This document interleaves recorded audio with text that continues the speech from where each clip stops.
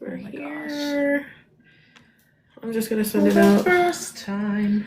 In forever. Actually ever, but yes. There'll be music, there be sounds. A. For the first time in forever. Get it. Y'all didn't know I could sing. Get it. I knew it was there. Okay, how do I make the whole screen also? Get it. For the first time in forever, I won't be alone. Did you tell Jess? Yeah. First time. Right. For the first time in forever. Y'all know I'm extra. That's beautiful. Thank you. We have our little model here today to show off our merch. If you guys would love to see it right now. Go ahead, Belle. Oh wait, let me turn the camera around. Go over there. She's like trying to get around. Go over there, Belle. I'll flip the camera. My little Smellabella's here. Aww. Smiling. Okay. And Bella is showing off. We have tote bag. Bella, go over a little bit more. I mean, yeah. Our tote bag and our shirts. Yes. There's gonna be stickers coming soon. Yep. So yeah. Here we go. Done by our one and only.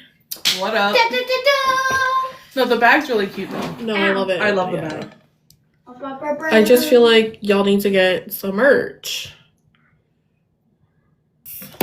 And welcome back to Sinister Sisters Crime and Curiosity live podcast. Hey. I'm Ash, and this is my lovely co-host, Bree. Hi. And today we are together. For the first time. Yes, we're excited. We are doing our Missing Persons Monday on Relisha Rudd, who was 8 years old, born October 29th of 2005, and was last seen March 1st of 2014. Nope. Okay. That is So Relisha, I'm probably saying her. It's either Relisha or Relisha. I don't want to sound rude. I'm not trying to butcher her name. Relisha. I don't know. She lived in DC General Homeless Shelter in Washington, DC with her mother, Shamika Young, and her siblings. I think she had 3 brothers. Mm-hmm. So we're just going to get into or should we do the little background on her parents real quick? Yes, I think we should actually. Okay, first we'll start Because her with parents had stuff going on. I don't even need to read it. I could just tell you from memory. So her mother's name was Shamika, and she lived in this homeless shelter with her kids, and she was known for letting Relisha go with a 51-year-old janitor that worked at the homeless shelter, like all the time by themselves. So she would just let this man and Relisha just go wherever they wanted. And that's very negligent. And in my opinion, that's very negligent. And she was just known as like not being very attentive to her kids. But her dad, Relisha's dad, I know I'm saying her name wrong, but was convicted of murder of his own daughter that he had previously to Relisha. It was a 17-month-old daughter. They were actually twins. But yeah. Well, not Relisha. No, Relisha. I'm sorry. No, he had twins previous to having Relisha with Shamika. Mm-mm. With another woman, I'm pretty sure. Yeah, no, that's what I mean. Before he got with Shamika. Sorry, and had. No, I'm just saying. Yeah, so he had twins before Relisha and was convicted of involuntary manslaughter of the one twin who was 17 months old. Both twins, like, so sad. Yeah. So well, one of them passed away, but the other one also was abused. Yeah. Because I think from what we saw, like with research, it was said that the one twin was only 10 pounds at 18 months old. Mm-hmm. So just And he smacked her and broke her leg. Like, you're hitting a baby. And the other one was beaten, like had a busted lip and broken bones and stuff like that. And that's how the baby passed away. Yeah. That So is sad. that's her parents, just right off the bat. Right. So I just thought that was important to share because her parents were not the greatest. Oh yeah. Also, her mom was a drug addict. Relisha's. Mm-hmm. She was a drug addict and had mental issues. But yeah, so that's a little background on her. So that's her parents. Poor baby. And as you heard, she lived in the DC General Homeless Shelter with her mother, Shamika, and I'm pretty sure they said 3 brothers. But her siblings. Mm-hmm. And Relisha ended up missing about 30 to 40 days of school before authorities realized something was wrong. The records show that she stopped regularly attending Payne Elementary School in early 2014. By March, she accumulated over a month of absences. It was widely cited 32 missed school days before police finally was alerted. So right there, like, what is the school doing? Right. Because the school never reached out to ask where she was or how she was doing. No. The school finally began contacting the family to ask why she was missing school so much. The school started receiving information that Relisha was in the hospital and was very sick and under the care of a Dr. Tatum. At this point, the school said they needed documentation that she was actually in the hospital and sick. So it doesn't say, so they contacted the family, and the family said that they were going to get the documentation, or they talked to Dr. Tatum. It wasn't really clear who they spoke to. But it said that they were going to receive documentation, but they didn't have a clear amount of days when the school was able to receive the medical note. So the school continued to keep accepting the explanation for several weeks, and the officials delayed escalating the situation because they believed a doctor note was being provided, which never happened. And on March 19th, 2014, child welfare officials scheduled a meeting with Relisha, her mother, and Dr. Tatum. Dr. Tatum never showed, and they asked around the shelter if a Dr. Tatum was there or if they heard of a Dr. Tatum, and no one has ever heard of a Dr. Tatum, but they did hear of a man named Khalil Tatum because he was the janitor of the shelter where Relisha, and her mother and siblings were staying. So at this point, the police found out that Khalil was impersonating a doctor, and the medical explanations that they were giving about Relisha were false and fake. It was all fake. Okay. That was when they went to the shelter to gain the notes, right? Yeah. And there was never a note there or a Dr. Tatum. Right, correct.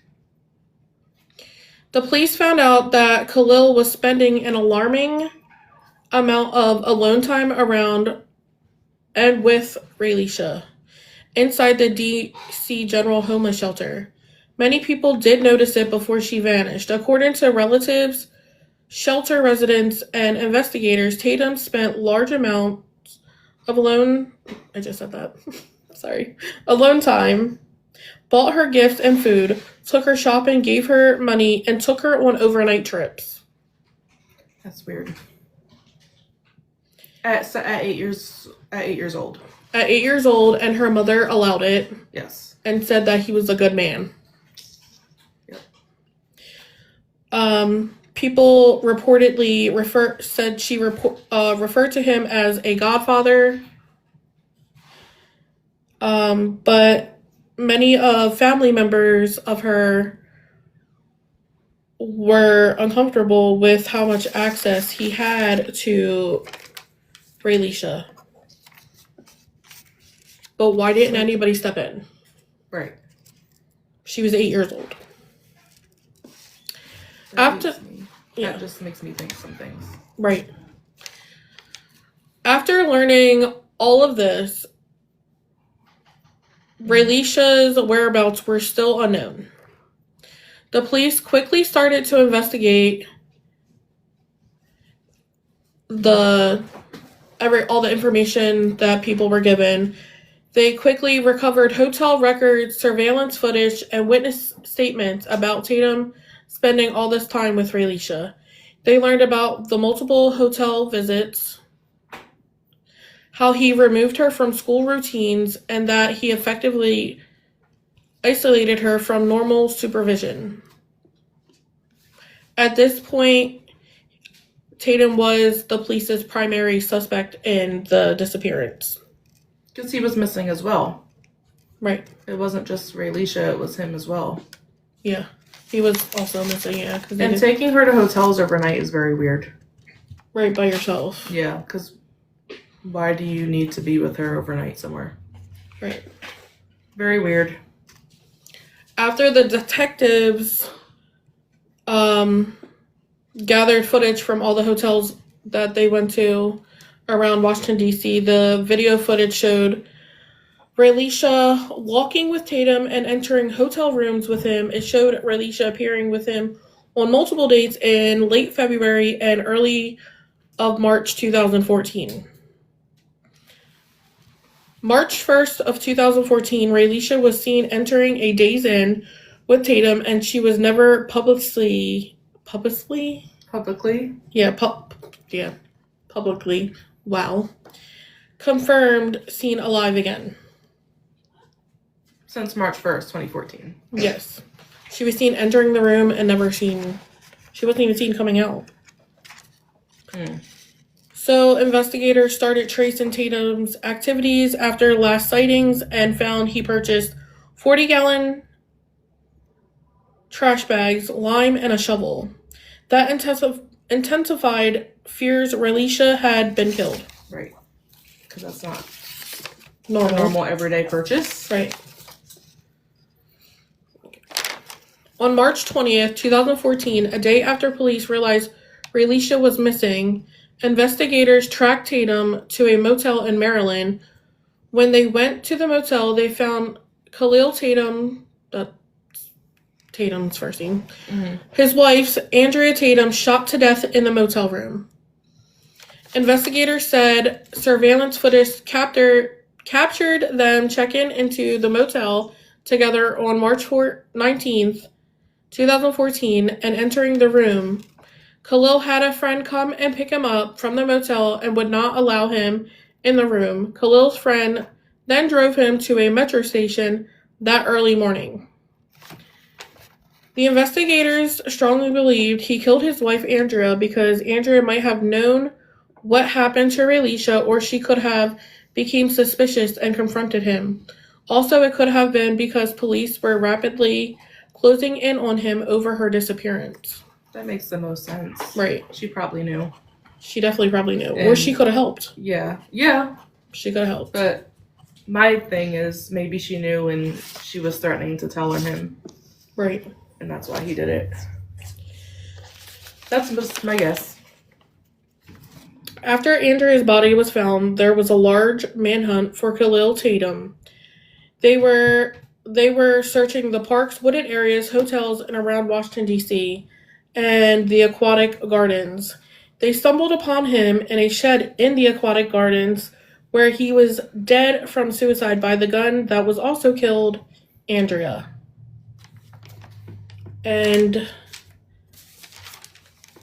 poor little That's crazy. Relisha has still never been found to this day. That's the crazy part about it, is because you have the two bodies of Khalil and his wife, but where's Relisha? Right. And that's weird. That's crazy. So it's been what? How many years? 15 years? Mm-hmm. No.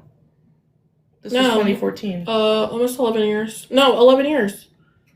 Because Bella was born, no, No, we're in 2026. 12 years. Because Bella Right. was born in 2015. So, this 12 was 12 whole years 12 whole years. of not knowing where she is. She would be turning, what, 21 this year? Mm-hmm. Or would have turned... Or 20, right? She was 8? No, she would, or 22. 21 or 22 she would have been turning this year. Yeah. That's sad. But it's just crazy because, like, you have no body. You have nothing. No evidence. Nothing. And I seen, like, theories that he went to that area to unalive himself because that's where her body was buried, in the park, in the aquatic gardens. Do you think, like, a dog would have smelled it by now? But yeah, I would have thought, but he used lime, so I don't know. Oh, I was gonna ask, what does lime do? I thought it, like, disintegrates the body. I thought it did something Oh, like then they're that, never or gonna covered up find it. smell or something like that. But yeah, if they put her body in a bag, put the lime in, Damn. and put it Yeah. over top of the trash So what'd bag you need the shovel for? to dig the hole. No, I know, that's what I mean. Yeah. Well, So- I mean, hopefully that's not the case. I No, don't know. there's other theories that she was human trafficked. Yeah, of course. I don't know what else. Or the mom just sold her. Yeah, that too. The mom didn't really seem to care where she went. No. So that's the main thing, is why did he kill his wife? And where is Relisha? Yeah, where is she? I think he killed his wife because the wife was going to tell on him. Probably. Or the wife found something out and he didn't want her to tell on him. That's a good theory too. And I didn't even know he was married. I didn't know Until he was halfway married. in. Yeah. Mm-hmm. But yeah, that's what I have for the case. Yeah, that's a lot. Yeah. And then I have the phone number. I'll just read it out loud. But when we do our like our YouTube and stuff, when everything's edited, we'll have it up. But if there is any tips, you can call 1-800-843-5678.